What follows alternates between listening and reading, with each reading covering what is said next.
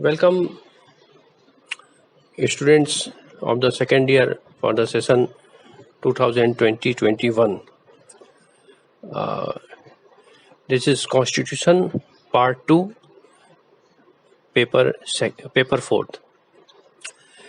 मैं doctor R N. Chaudhary, LLB second year में मेरा जो पेपर होगा वो कॉन्स्टिट्यूशन पार्ट 2 रहेगा और इस पर 2021 के जो लेक्चर्स हैं, चूँकि क्लासेस ऑफ चल रहे हैं तो इसके लिए ऑनलाइन लेक्चर्स हम लोग अपलोड कर रहे हैं और ये पीपीटी खास उस पर्पस से बनाया गया है।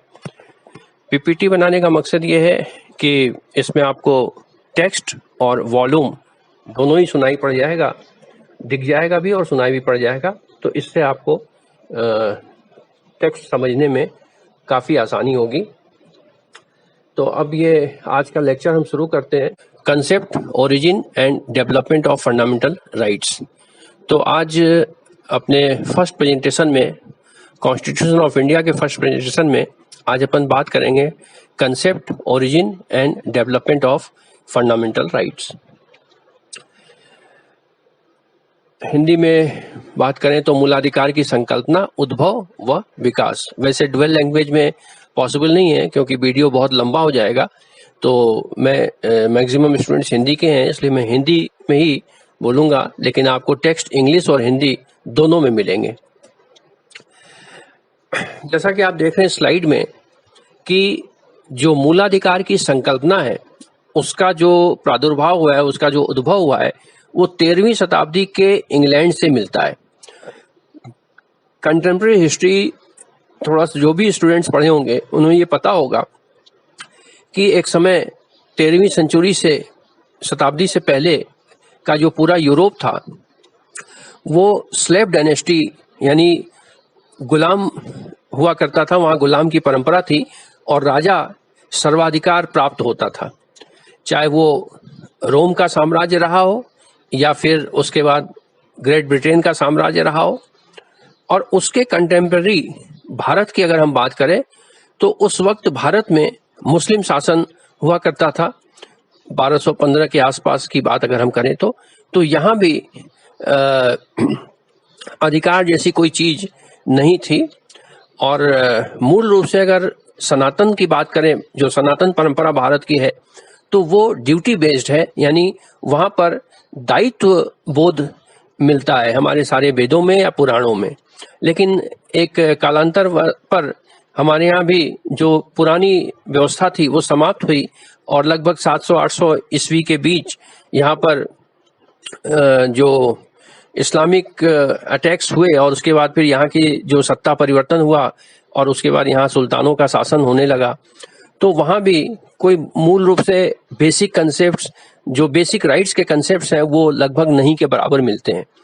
तो ये एक डार्क पीरियड था और उसके बाद राइट बेस्ड सोसाइटी यानी अधिकारों की संकल्पना का जन्म का इतिहास हमको लगभग इंग्लैंड से ही मिलता है और जो 1215 ईस्वी के आसपास एक घटना हुई और वहाँ से इसका ओरिजिन शुरू होता है।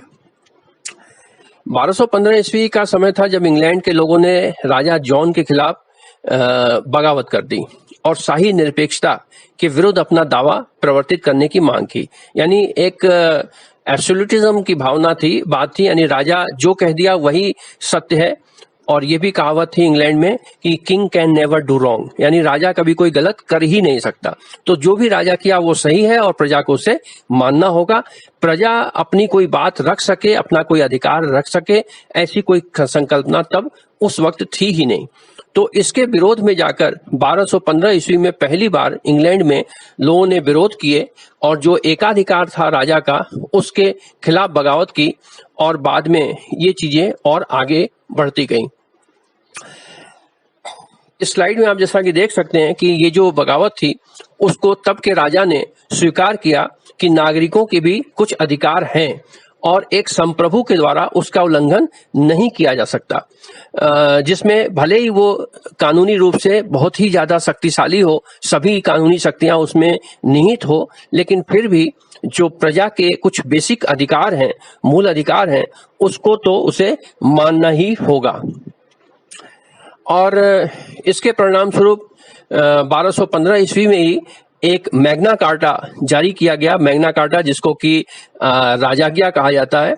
और इस राजाज्ञा के माध्यम से इंग्लैंड में पहली बार जो बेसिक राइट्स हैं, बुनियादी अधिकार हैं, उसकी नींव रखी गई। और इस प्रकार उस समय के लोग इंग्लैंड में अपनी प्राचीन स्वतंत्रता के सम्मान के लिए राजा से एक तरह का आश्वासन प्राप्त करने में सफल रहे कि उनके जो मूल अधिकार हैं, उनके जो बेसिक अधिकार हैं, उनके जो प्राकृतिक अधिकार हैं, उसको सुरक्षित रखा जाएगा और उसका कर्टेलमेंट नहीं किया जाएगा।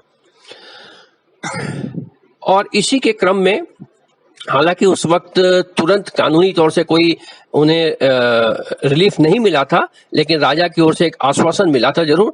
और कानूनी तौर पर इसका हम प्रादुर्भाव देखते हैं 1628 ईस्वी में, जबकि एक बिल ऑफ राइट्स राजा जो वहां का क्राउन था चार्ल्स फर्स्ट के समय में एक बिल ऑफ राइट्स प्रस्तुत की गई और राजा ने संसद तक के जो संप्रभुता है उसके हस्तांतरण में पहला कदम रखा। आपको जैसा कि पता है कि ब्रिटेन में संसद ही सुप्रीम है, वहां पे पार्लियामेंट कॉन्स्टिट्यूशनल डेमोक्रेसी नहीं है और वहां संसद सबसे सुप्रीम होती है।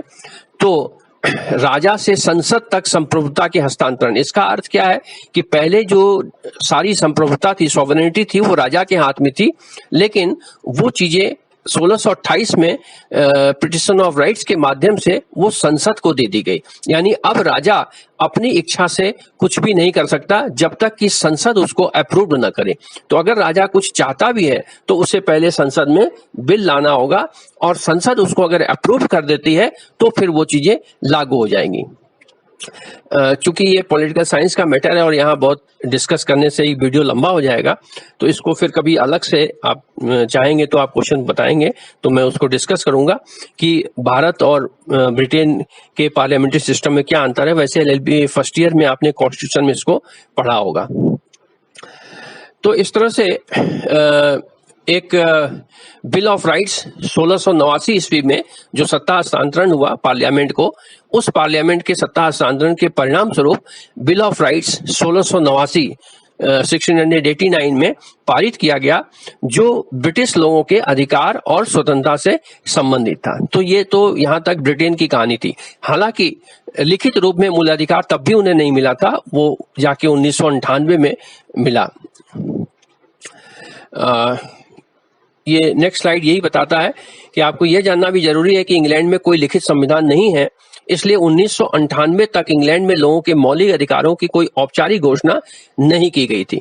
क्योंकि वहां पर कॉमन लॉ है, कस्टमरी लॉ है, तो और जो प्रशासनिक अधिकारी हैं वो सिस्टम को फॉलो करते हैं, वहां के वैल्यूज को फॉलो करते हैं और वैल्यूज के रूप में ये चीजें संरक्षित थी कि लोगों के अधिकार है और उसका वायलेशन कोई नहीं करेगा। लेकिन जिस तरह से भारतीय संविधान में लिखित रूप में गारंटीड है, उस तरह से वहां पर नहीं था। और ये चीजें 1998 में 1998 में एक अधिनियम इंग्लैंड में लाया गया और उसके बाद मौलिक अधिकारों की एक लिखित रूप में औपचारिक घोषणा की गई। इसके बाद आप देखेंगे कि ब्रिटिश संसद ने मानवाधिकार अधिनियम बनाया 1998 में।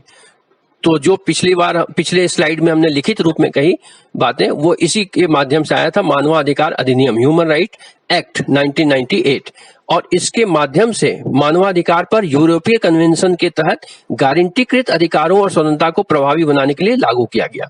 इससे पहले यूरोपीय कन्वेंशन हुए थे, ये बहुत सारे डिटेल, जब ह्यूमन राइट का अलग से इस पे चैप्टर हो गया है, एक पेपर हो गया है पूरा, तो वहां आप पढ़ेंगे, क्योंकि ये कॉन्स्टिट्यूशन का है और यहाँ पर बहुत शॉर्ट में हम इसको केवल हाईलाइट्स कर रहे हैं। तो इसलिए कितने कन्वेंशंस हैं, कितनी ट्रीटीज हैं, इन सबको यहाँ पर डिस्कस करने से वीडियो बहुत लंबा हो जाएगा। लेकिन अगर आप यूरोपीय कन्वेंशंस के नाम से गूगल करेंगे तो आपको इसकी सारी इंफॉर्मेशन मिल जाएगी। तो फिलहाल ये है कि ब्रिटेन में जो सत्ता हस्तांतरण हुआ, उस सत्ता हस्तांतरण के माध्यम, यानी राजा से जो संसद को शक्ति प्राप्त हुई, उस हस्तांतरण के अंतर्गत वहां पर एक मानवाधिकार अधिनियम ह्यूमन राइट एक्ट लाया गया 1998 में, और उसके माध्यम से जो यूरोपीय कन्वेंशन के माध्यम से जो अधिकारों और स्वतंत्रता को एक्सेप्ट किया गया था उन सब को लागू किया गया। तो इस तरह से आप देखेंगे कि इंग्लैंड में लिखित रूप में 1998 में जाके मानवाधिकार या मूलाधिकार लागू हुआ। अच्छा, एक बार यहाँ पे और बता दें कि सामान्य तौर पर भारत में मौलिक अधिकार या मूल अधिकार कहा गया, और विदेशों में जो ये शब्द है वो मानवाधिकार या ह्यूमन राइट के रूप में है। लेकिन चाहे वो प्राकृतिक अधिकार हो, चाहे वो मूल अधिकार हो, चाहे वो मानवाधिकार हो, ये तीनों ही एक दूसरे के समानार्थी है। तो इस कंफ्यूजन में नहीं रहना है कि दोनों सब अलग है या एक है। और बाद में भारत के सुप्रीम कोर्ट ने भी कई केसेस में ये स्पष्ट कर दिया है कि there is no difference between fundamental right and human right. तो इस तरह से ये बात क्लियर हो जाती है कि जो ओरिजिन है इसका वो इंग्लैंड से स्टार्ट हुआ था, और वो मैग्ना कार्टा के माध्यम से पहली बार डॉक्यूमेंटेशन हुआ, यानी इन प्रिंसिपल जो है सिद्धांत के तौर पर अधिकारों को मान्यता मैग्ना कार्टा के माध्यम से प्राप्त हुई थी। उसके बाद ये स्लाइड बताता है आपको कि लोगों को मौलिक अधिकार की गारंटी देने की आधुनिक प्रवृत्ति का पता संयुक्त राष्ट्र अमेरिका के संविधान से लगाया जा सकता है, जिसे 1787 में तैयार किया गया था और 1789 में लागू किया गया था, लेकिन इसमें अमेरिकियों के लिए कोई मौलिक अधिकार नहीं थे। आधुनिक प्रवृत्ति का मतलब क्या है? आधुनिक प्रवृत्ति हम कहते हैं संविधानवाद को, यानी संविधान लागू करके उसमें सारी चीजें लिख के लोगों को, प्रजा को अधिकार प्रदान करना। तो जो संविधान, लिखित रूप में संविधान का कंसेप्ट है वो अमेरिका से ही आया था, इसलिए इसको आधुनिक प्रवृत्ति या मॉडर्न ट्रेंड कहा जाता है। अब यहाँ पर जो यूएसए में कॉन्स्टिट्यूशन लागू किया गया वो 1789 में लागू किया गया, और यही वो समय है जब फ्रांस में रिवॉल्यूशन हुआ, फ्रांस की क्रांति हुई। तो फ्रांस की क्रांति के बाद पूरे वर्ल्ड लेवल पर एक तरह से जो मोनार्की सिस्टम था उसके खिलाफ एक विद्रोह पैदा हुआ, एक विद्रोह की शुरुआत हुई और संविधानवाद की ओर पूरा सिस्टम चलने लगा। और उस क्रम में सबसे पहले अमेरिका में संविधान बनाया और लागू किया गया, जो कि 1789 में लागू हुआ। और हालांकि इसमें चूंकि संविधान बहुत ही छोटा है अमेरिका का, और इसमें लिखित रूप में कोई अधिकारों की गारंटी नहीं दी गई थी, और बाद में इसको काफी क्रिटिसाइज किया गया, इसकी आलोचना हुई, और उसके बाद फिर एक बिल ऑफ राइट्स के रूप में एक नया एक्ट लाकर और इसमें 10 संशोधन किए गए, और उसके माध्यम से 1791 में संविधान में जो फंडामेंटल राइट्स हैं या राइट्स हैं वो दिए गए। तो इस तरह से देख रहे हैं कि इसका जो डेवलपमेंट है वो काफी संघर्ष के बाद मिला है, चाहे वो इंग्लैंड हो या फिर वो अमेरिका हो। इसके बाद अगर हम इसको बिल्कुल ठोस आधार कहें तो वो यूनाइटेड नेशंस के माध्यम से मिला, क्योंकि 1945 में यूनाइटेड नेशंस बन गया, और यूनाइटेड नेशंस बनाए जाने के बाद एक 10 दिसंबर 1948 को सार्वभौमिक मानवाधिकार की घोषणा यूएन के माध्यम से की गई, और ये जो घोषणा की गई यही जो मॉडर्न ह्यूमन राइट है या जो मानवाधिकार है उसका मूल आधार बना। संयुक्त राष्ट्र संगठन ने 10 दिसंबर 1948 को universal declaration of human right की घोषणा की, जिसको हम यूडीएचआर आमतौर पर कहते हैं, और इसी के उपलक्ष्य में 10 दिसंबर को मानवाधिकार दिवस भी मनाया जाता है, और आप लोगों ने भी कई बार मनाया होगा। तो इस तरह से ये जो कहानी है वो 1215 में मैग्ना कार्टा के माध्यम से शुरू होती है, और उसके बाद इंग्लैंड में 1689 में बिल ऑफ राइट्स, उसके बाद 1791 में यूएसए में बिल ऑफ राइट्स, उसके बाद 1948 में यूडीएचआर, और उसके बाद फिर आता है इंडियन कॉन्स्टिट्यूशन। तो भारत के संविधान में इसकी क्या व्यवस्था है और किस प्रकार से ये दी गई है, ये हम आगे के स्लाइड्स में देखेंगे। ये तो ओरिजिन और डेवलपमेंट था इंडियन कॉन्स्टिट्यूशन में फंडामेंटल राइट आने से पहले का। ये हिंदी में स्लाइड आप देख सकते हैं, पहले वाला इंग्लिश में लिखा होता और ये हिंदी में है। अब जैसा कि आप जानते हैं कि ब्रिटिश शासन की गुलामी से 15 अगस्त 1947 को, ये स्लाइड्स में थोड़ी गलत दिख रहा है, 15 अगस्त 1947 को भारत आजाद हुआ, और फिर 26 जनवरी 1950 को भारत में संविधान बनकर तैयार हुआ और अधिनियमित किया गया। तो यहाँ पर ये फर्स्ट लाइन में जो दिख रहा है ये 15 अगस्त यहाँ से यहाँ पे जाएगा कट के फर्स्ट लाइन में, और 15 अगस्त जहाँ लिखा है वहाँ आप 26 जनवरी पढ़ें तो ये ठीक हो जाएगा। ये स्लाइड बनाने में थोड़ी गलती है। एनीवे, तो इस तरह से जो संविधान बनकर तैयार हुआ, उस संविधान के पार्ट 3 के 12 से 35 तक के जो अनुच्छेद है उसमें मूलाधिकार के शीर्षक से रखा गया इसमें, और इसमें वही बातें लगभग रखी गई जो कि यूनाइटेड नेशंस के प्रियम्बल में या फिर यूडीएचआर के माध्यम से जो स्वीकृत किए गए अधिकार, उन सभी अधिकारों को यहाँ पे जगह दी गई। हालांकि मोटे मोटे प्रिंसिपल्स को रखा गया है इसमें, बहुत एलोबरेट नहीं है, लेकिन बाद में अगर आप इसकी एडवांस स्टडी में देखेंगे तो आज की तारीख में संविधान लागू होने के लगभग 70 साल के बाद भारतीय सुप्रीम कोर्ट ने इसको काफी एलोबरेट कर दिया है। मूल रूप में जो प्राकृतिक अधिकार हैं, जो नेचुरल राइट्स हैं, उसको ही पार्ट 3 में रखा गया है। ये जो हमारे संविधान में अधिकार दिए गए हैं उसको ग्रुप किया गया है, और इस तरह से 6 प्रकार के मूल अधिकार संविधान में प्राप्त होते हैं। राइट टू इक्वालिटी, अनुच्छेद 14, इसका हिंदी वर्जन नेक्स्ट स्लाइड में दिख जाएगा। समानता का अधिकार अनुच्छेद 14, स्वतंत्रता का अधिकार अनुच्छेद 19 से 22, शोषण के खिलाफ अधिकार अनुच्छेद 23 से 24, धर्म की स्वतंत्रता का अधिकार अनुच्छेद 25 से 28, सांस्कृतिक और शैक्षिक अधिकार अनुच्छेद 29 से 30, संवैधानिक उपचार का अधिकार 32 से 35। और ये सारे अधिकार पिछले स्लाइड में इसको एनिमेशन के ग्राफिक के माध्यम से भी दिखाया गया है।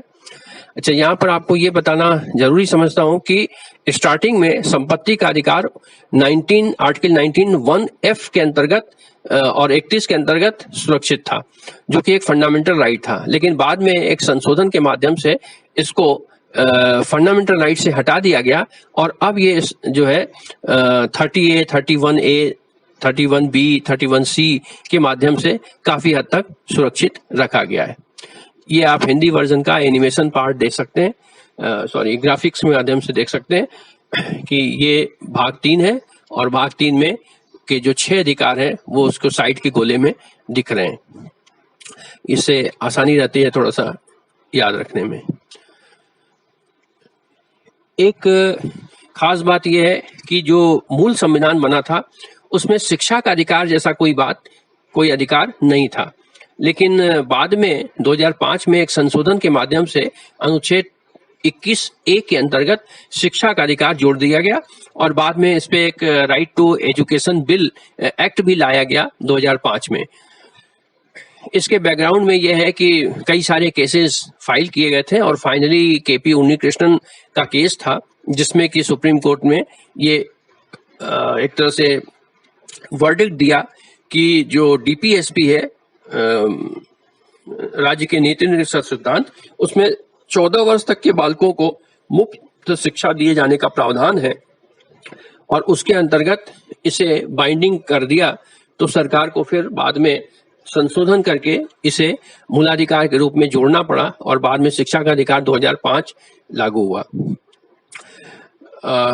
एक चीज और यहाँ पे एक लास्ट लाइन लिखी हुई है कि यह स्पष्ट होना चाहिए कि मौलिक अधिकार पूरी तरह से विशिष्ट और पारस्परिक रूप से अनन्य अधिकार नहीं है। यहाँ ये बात आपके दिमाग में होना चाहिए कि मूलाधिकार गारंटीड तो है, लेकिन ऐसा नहीं है कि ये एब्सोल्यूट राइट है। हर मूलाधिकार के ऊपर किसी न किसी तरह का रेस्ट्रिक्शंस है, और वो रेस्ट्रिक्शंस संविधान में ही दिया गया है, कहीं पर उसी प्रावधान में और कहीं अलग से उसके दिए गए प्रावधान। लेकिन कोई भी अधिकार ऐसा नहीं है कि उसको अगर अधिकार दे दिया गया है या वो फंडामेंटल राइट के रूप में गारंटीड है तो वो एब्सोल्यूट राइट हो गया, और उसको किसी प्रकार से उस पर रोक नहीं लगाई जा सकती। ये सारे अधिकार किसी न किसी सीमाओं के अधीन है। अब रह गया सवाल कि ये अधिकार किसके अगेंस्ट है।